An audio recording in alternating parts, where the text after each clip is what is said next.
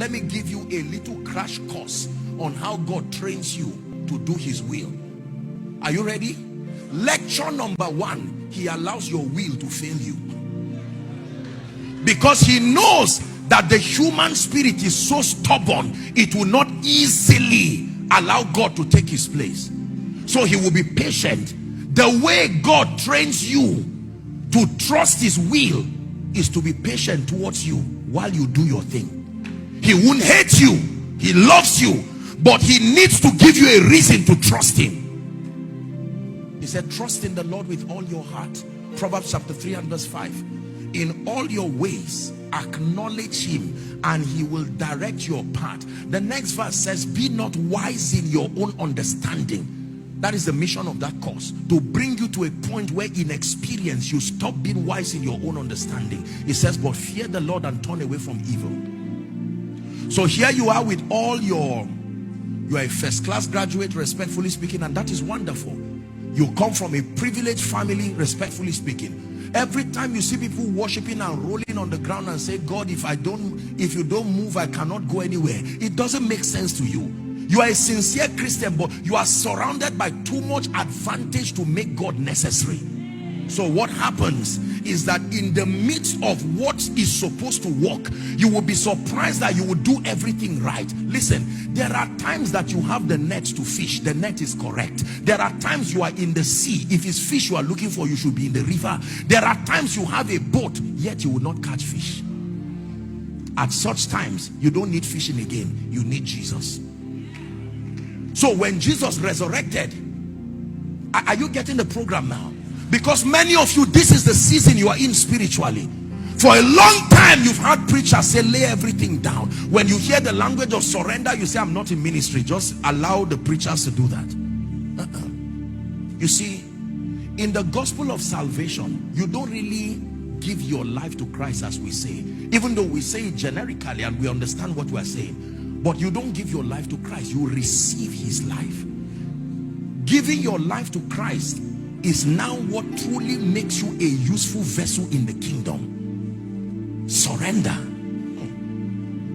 Surrender is the language of those who will be mightily used by God. They are not fools, but they have learned that outside of God's influence over my life, I don't trust what I can do. The variables are too many and I am too limited. Even my lifetime will not give me an opportunity to educate myself by myself to handle all the variables that make for an excelling life.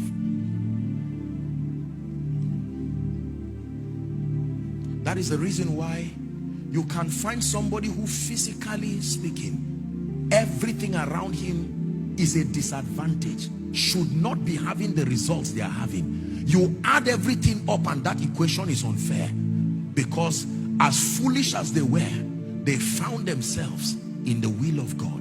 Everybody who entered the house in the days of in Egypt, you didn't have to be a wise man.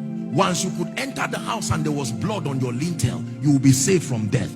No matter how powerful you were, if you were outside, you would die. So you see, behind all the applause that you celebrate, in quote, celebrities in the kingdom, every wise person knows that all you are seeing is not a true reflection of my capacity. I am as weak as anything. My advantage and my confidence is by the leading of the Spirit and the mercy of God. He meandered me to find my place in the will of God, and I found my rest in the will of God. No wonder he says, come unto me, all you who labor, and that you are not. He's not calling lazy people. He's saying you have tried. You won't get ministry that way. Man of God, you are sincere. It is true that you have done lessons, and that is good.